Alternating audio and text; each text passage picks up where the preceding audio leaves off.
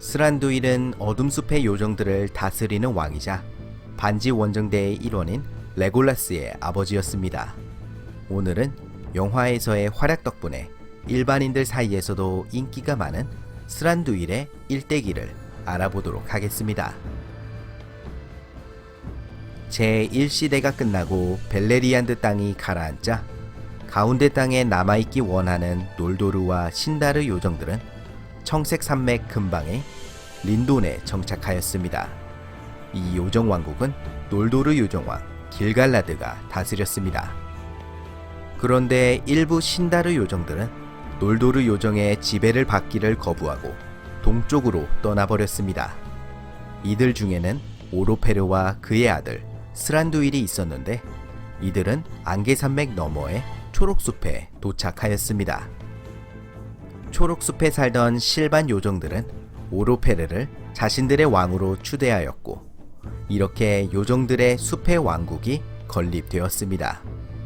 오로페르의 가족들은 숲속의 아름다운 자연과 어우러져 살아가는 실반 요정들의 풍습과 문화에 완벽하게 적응하였습니다. 오로페르는 초록숲 남부의 아몬 랑크를 수도로 삼았습니다. 하지만 흐아자드 둠의 난쟁이들이 번창하고 로스로리엔의 놀도르 요정인 갈라드리엘이 찾아오자 이를 못마땅하게 여긴 오로페르는 북쪽으로 수도를 옮겼습니다. 그리고 이후 모르도르의 사우론의 세력이 강성해지자 이를 피해 더욱 북쪽으로 올라가 어둠의 산맥 에민 두이르에 자리를 잡았습니다.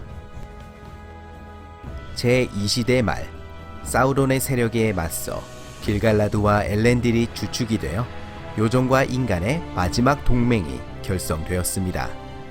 오로페르도 숲의 요정들을 이끌고 거대한 악의 세력에 맞서기 위해 이 동맹에 참여하였습니다. 동맹군은 이윽고 모르도르 북서쪽의 다고를라드 평원에서 거대한 오크 군대와 마주하게 되었습니다. 그런데 오로페르가 이끄는 요정 군대가 길갈라드가 명령을 내리기도 전에 오크 군단을 향해 돌격하였습니다.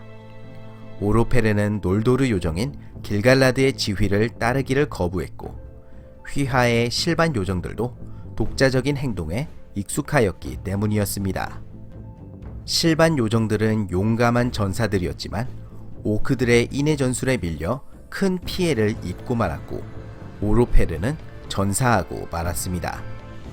이후 초록숲의 요정들은 오로페르의 뒤를 이어 스란두일이 이끌게 되었습니다.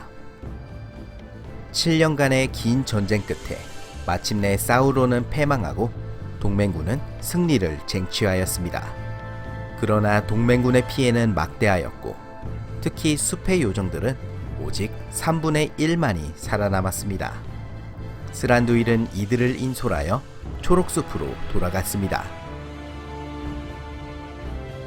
세월이 흘러 제3시대 1050년경 어느 정도 힘을 회복한 사우론은 예전 초록숲의 수도였던 아몬 랑크에 자리를 잡았습니다. 아몬 랑크는 돌 굴두르라고 불리기 시작했고 사우론은 돌 굴두르에 응거하면서 주위를 사악함으로 물들였습니다. 초록숲은 곧 어둠숲이라는 이름으로 불리게 되었고 돌 굴두르를 비롯한 숲의 남부는 굉장히 위험해졌습니다. 스란두일은 백성들을 이끌고 더욱 북쪽으로 이동하였고 숲의 강 근처에 정착하였습니다. 요정으로서는 특이하게 스란두일은 자신의 궁전을 지하의 여러 동굴을 활용하여 건설하였습니다. 전해지기로는 스란두일은 자신의 궁전을 먼 옛날 제1시대의 유명한 요정의 도시 도리아스를 떠올리며 지었다고 합니다. 스란두일은 자신의 왕국과 백성들을 최우선으로 여겼습니다. 그래서 고립 노선을 취했고 외부와의 접촉은 호수 도시의 인간들과의 거래가 전부였습니다. 제3시대 2941년 축제를 즐기고 있던 스란두일 앞에 갑자기 한 무리의 난쟁이들이 나타났습니다. 바로 참나무 방패 소린과 그의 12 가신들이었습니다.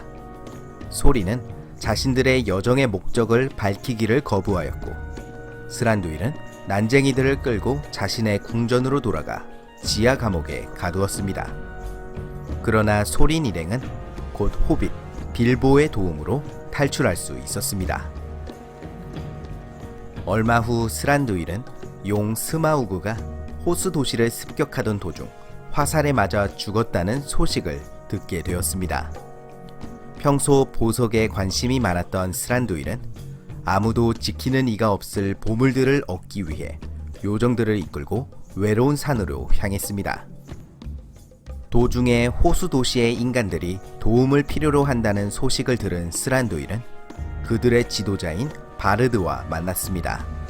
스란두일은 호수 도시의 인간들에게 식량을 나누어 주었고, 요정 기술자들을 뒤에 남겨 도시의 재건을 도와주도록 하였습니다.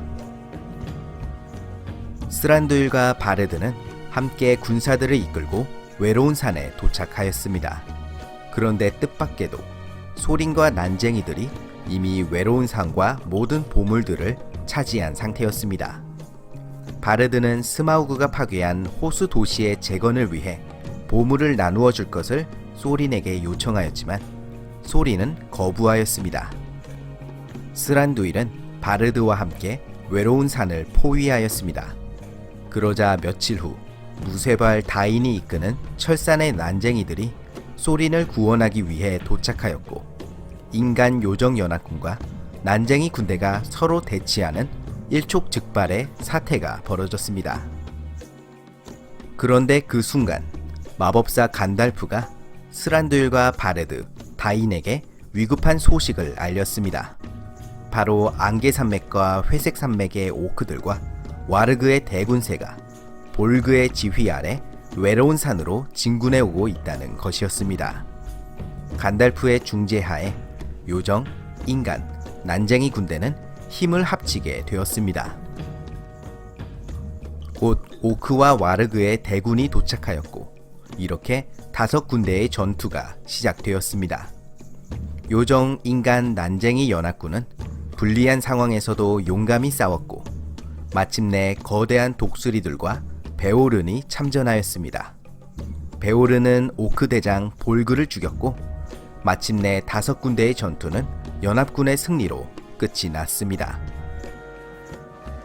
이 전투에서 입은 상처로 소린이 죽자 무쇠발 다인이 에레보르의 왕이 되었습니다.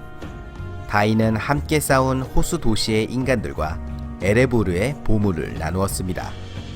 빌보는 스란두일에게 은과 진주로 장식된 아름다운 목걸이를 선물하였고, 스란두일은 감사의 의미로 빌보에게 요정의 친구라는 명칭을 주었습니다. 5군데의 전투 이후로도 스란두일은 어둠숲의 요정들을 다스렸습니다. 세월이 흘러 3017년, 아라고른과 간달프는 몇 년에 걸친 추적 끝에 사로잡은 골룸을 스란두일의 감시하에 맡겼습니다. 하지만 동시에 골룸을 잘 돌봐주라는 부탁도 받았기 때문에 스란두일은 때때로 병사들의 감시하에 골룸의 산책을 허락하기도 하였습니다. 그런데 3018년 6월 20일, 산책하는 골룸을 감시하던 병사들이 오크들의 습격을 받았습니다. 요정들은 오크들을 물리쳤지만 그 틈을 타서 골룸은 이미 사라진 후였습니다. 스란두일은 이 상황을 간달프에게 전하기 위해 아들 레골라스를 깊은 골로 보냈습니다. 깊은 골에 도착해 엘론드의 회의에 참석한 레골라스는 요정들을 대표하여 반지 원정대의 일원이 되었습니다. 그 후 레골라스는 아라고른을 도와 반지 전쟁에서 큰 활약을 펼쳤고, 글로인의 아들 난쟁이 김리와 뜻밖의 우정을 쌓게 됩니다. 한편 반지 전쟁의 전란은 스란두일의 왕국에도 찾아왔습니다. 3019년 3월 15일 돌굴두르에서 출병한 대규모의 오크 군대가 요정들을 공격하였습니다.